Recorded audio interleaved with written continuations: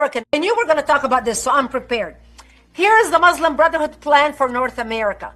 It's in Arabic and it's in English. This is the version presented by our government. You see the number, the government number on the bottom. It was presented as evidence in the largest terrorism financing trial in the history of our country, where our government sued the Holy Land Foundation in Dallas, Texas in 2007-2008 and handed down 108 guilty verdicts to Muslim American and Muslim American organizations raising money in the United States to the tune of over $12 million, raised in $150 and $160 segments, which is the price of a suicide belt for a suicide bomber. So here is the plan. It's in Arabic and it's in English.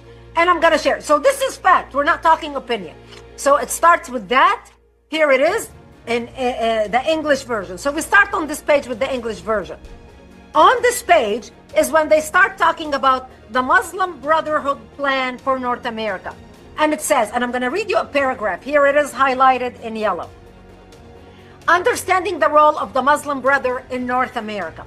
The process of settlement is a civilization jihadist process with all the word means.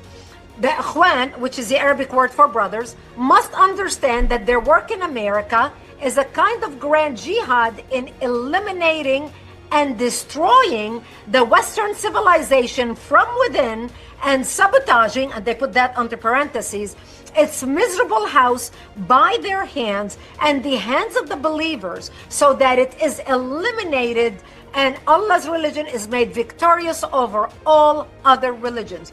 As you can see, they don't mince words. They're not beating around the bush.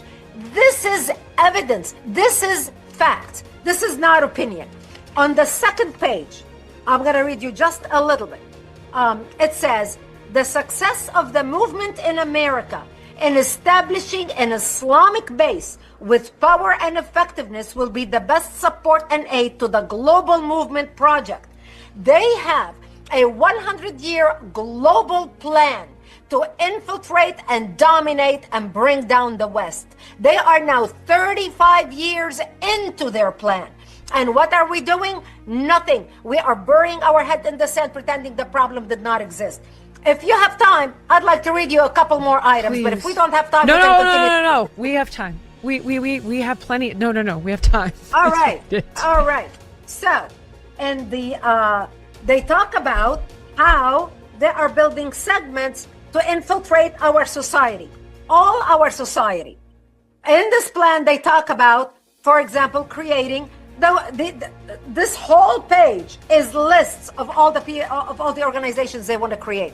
The women's organization, an economic organization, youth organization, social organization, the security organization, political organization, judicial organization, the media and art organization, the intellectual and cultural organization, scientific, educational, and professional organization, the Islamic American Founding Conference, the Shura Council for the Islamic American Movement. These are the consultants for Obama, by the way.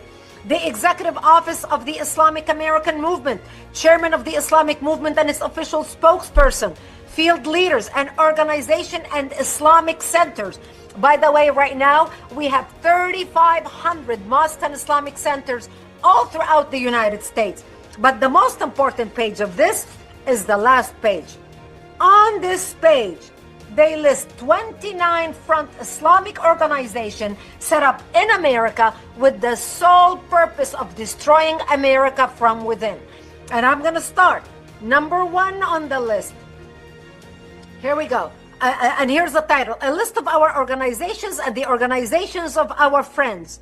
Number one, ISNA, Islamic Society of North America.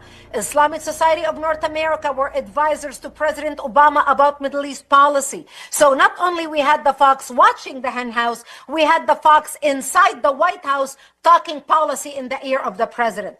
This is exactly why when Obama delivered his speech in Egypt, remember his first famous speech to the Arabic world, to the Islamic world, he went to Egypt and contrary to Mubarak, at that time the president of Egypt, who was against the Muslim Brotherhood, Obama goes behind and around and on top of the president of Egypt, Mubarak, and brings in the Muslim Brotherhood and gives them the 2 front seats in front of his speech when he was there. Number 2 on the list, the MSA. Wait, I'm sorry. Can I ask you one question? Forgive me. I wasn't paying close enough attention back then, but I thought Mubarak was an absolute monster. I thought Mubarak was he was not a monster. He was before the Muslim Brotherhood. Mubarak was the vice president when Sadat, who signed the peace treaty with Israel, he was working with Sadat. He got elected after Sadat was assassinated, and he continued the peace treaty with Israel. The Muslim Brotherhood hated his guts, and when they did their coup in the Arab Spring, remember the Arab Spring, and everybody had high hopes. Yes. That's when they got rid of him, threw him out of power, and they took power until Sisi, who's right now the leader, did a military coup where they went in, took over the military, took over the government, and kicked out the Muslim Brotherhood. Okay, got it. I'm with you. Yeah. So, number 2 on the list is the Muslim Student Association. The Muslim Student Association has more chapters on American college campuses than the Democrats and the Republicans combined. And this is exactly why, when after October 7th, and you saw all these people, the students demonstrating on college campuses, where do you think they came from? The Muslim Student Association has been working college campuses for years. Actually, they set it up in 1964 in the United States, the first Muslim Student Association. Right now, they are Goliath. Right now, they gave us Mamdani. Remember, Yes. Mamdani was involved with the Muslim Student Association. And I can go down the list. Let's see. We've got the Islamic Medical Association, the Association of Muslim Scientists and Engineers, etc. NATE, the North Islamic American Trust, which owns the deed to the majority of mosques in the United States. Number 22 on the list is IAP, Islamic Association for Palestine, which later became CARE, Council on American Islamic Relations, because they wanted a name that doesn't show that they are supporters of Hamas, etc. This is fact. This is not Brigitte Gabriel's opinion. This is not Jillian's opinion. This is not Islamophobes making things up. Now, the radicals can say anything they want. By the way, this plan is available right now. We have a promotion on our website, actforamerica.org. Go to our website, my organization. We are the largest grassroots movement in America, standing up to fight to preserve our culture, our security, and our values. By the way, when we talk about these issues and people call us Islamophobes, I don't give a fly who thinks I'm an Islamophobe. Our job right now is protect our country from an enemy determined to destroy us. And who calls us Islamophobes? CARE, the Council on American Islamic Relations, the SPLC, who works with CARE, the ACLU, which basically became the legal arm of CARE. So the leftists and the Islamists right now are coming together, working together.